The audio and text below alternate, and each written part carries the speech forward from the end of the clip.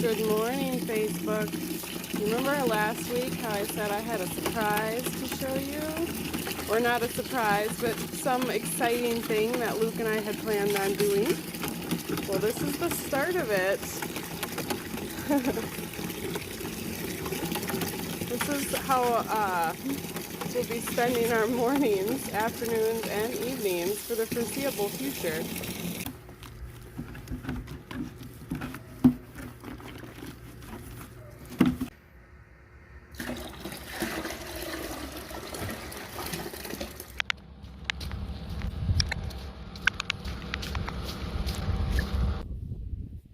So here they are. This is our project. Luke and I and Brody made a 30-hour round trip drive to Ohio to pick up 3 nurse mare foals. So if you guys remember Cooper that I did train for the Trainers Challenge last year, the one that I rode my unicorn on, he was a nurse mare foal, and so are these guys. So they, the one on the end was born on March 13th. The one in the middle was born on the 9th, and then this one was also born on the 9th.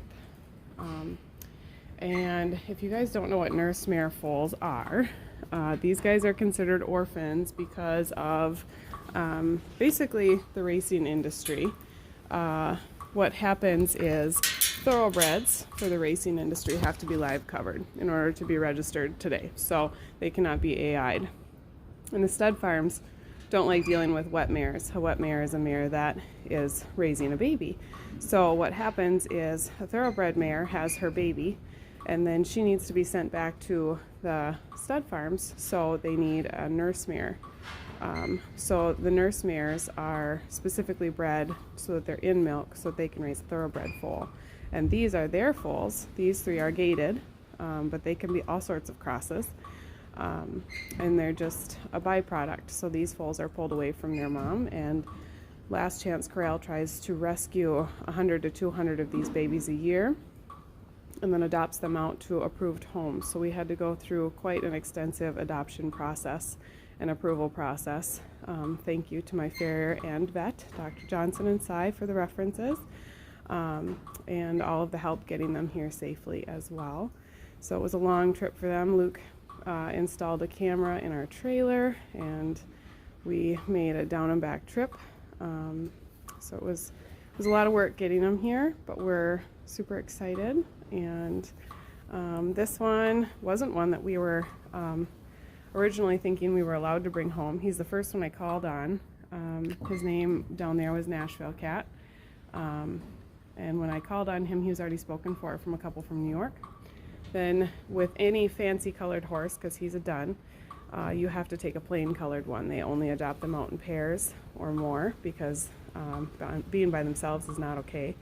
So I spoke for this one, this little guy here. His name is Night Train. He's just red, like my Walter and my Chase and my Ruby. I love red. So I spoke for him, so he was going to be my plain colored one. And then this one, Fandango, is also one that they thought was gonna be black, but we're not entirely sure. We'll just kind of see what he turns out like. But he's the tallest of the 3. So I spoke for Night Train, Fandango, and a little colt named Hokey Pokey. He's the one Luke had picked out, and they think he's going to be maybe a blue roan or a gray. And so we were waiting and waiting for the call because they won't let them go on a long distance drive without vet approval. So we hooked up the trailer, we got everything ready to go, and we just waited and waited and waited for a phone call. We called and talked to them on the phone every day and asked how the babies were.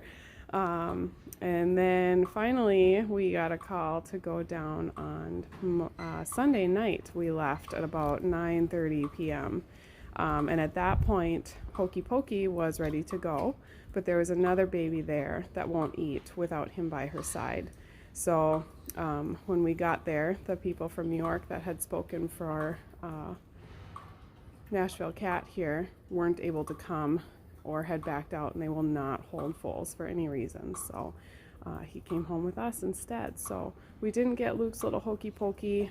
We got Nashville Cat instead, but we're super excited about all three. These babies will be staying here until they're older, completely trained, finished, ready to go.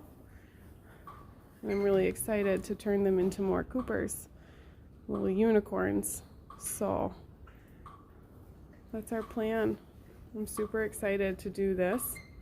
Super excited Luke was on board. Mandy as well. She has been here every step of the way. Stephanie, so excited. So thank you, thank you, thank you. It's going to be super fun. It'll be a great experience, and it'll be fun for our kids. Aubrey's super excited. The boys are super excited. It's going to be fun. So as soon as they're weaned, our instructions are to, so here they're in the stall just for when they drink and stuff, and then we turn them out into the indoor arena because they have to be able to stretch their legs and grow just like a normal foal would. And then once they're weaned, somewhere between 8 and 10 weeks old off of milk, we will give them one of the older horses, probably Applejack, because she already has taken a very, very keen interest and liking to them. Possibly Ruby. She will be probably excited about the babies, and possibly Rain. So we pick really, really gentle horses that are good with babies to put these guys with, and then they will raise them just like they would and show them the ropes of being a horse, because orphan babies, if they're not taught how to be a horse, they can be quite a handful.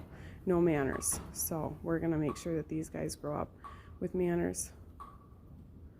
Respectful, nice young babies.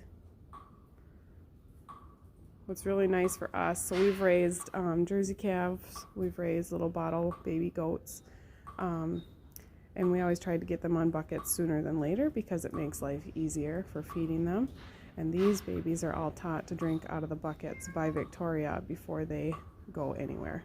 So they had buckets available to them in the stall or trailer the whole way home. And they drank really well on the way home. And one thing we have to watch for really closely is scours or like baby diarrhea, which can kill a foal really fast. We dealt with that with the calves as well. So we keep a really close eye on them, make sure that they're pooping, eating, drinking, moving well. They're kind of in little milk comas right now, so they're quiet, but they just came in this morning from a little rip around the arena, so probably about nap time after they fill their bellies. So they go through about 15 gallons of milk in a day right now. So, and that number is just going to keep going up and up and up as they grow. So at $140 a bag for milk replacer, they're not cheap. So, but that's okay. It'll be really a fun project. We're excited about it. So that is our new project. So you'll get to see these babies. I think I'm going to call this one Thomas. So his name is Night Train. So he'll be Thomas, like Thomas the Train.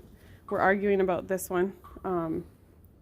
The options, because his name is Nashville Cat, the options are Cool Cat or Nermal. I don't know if you guys remember the show Garfield, but Nermal was the gray cat that was Garfield's friend on Garfield. So I personally like that name, but everybody's arguing with me, so your weigh-in is greatly appreciated. So Cool Cat or Nermal.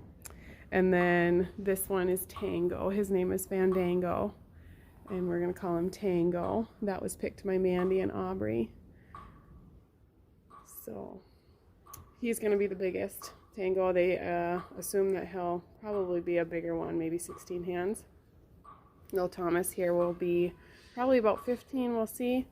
And then they thought this guy would be about 15 too. So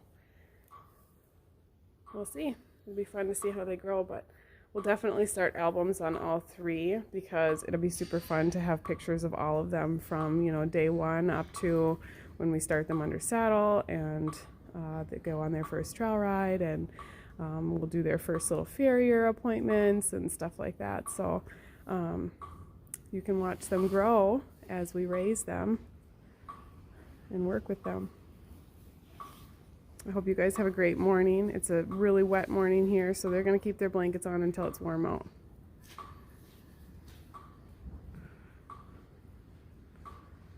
It was sunny and 70 when we picked them up.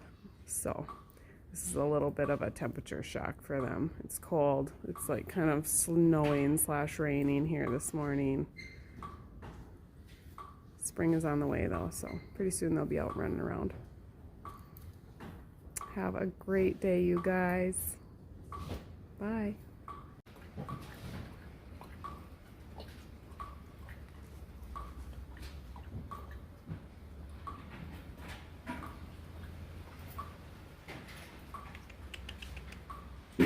Thomas. Thomas. Are you milk drunk?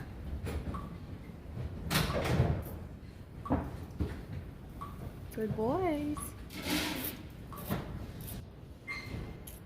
Tango's sucking on his tongue again. You sucking on your tongue?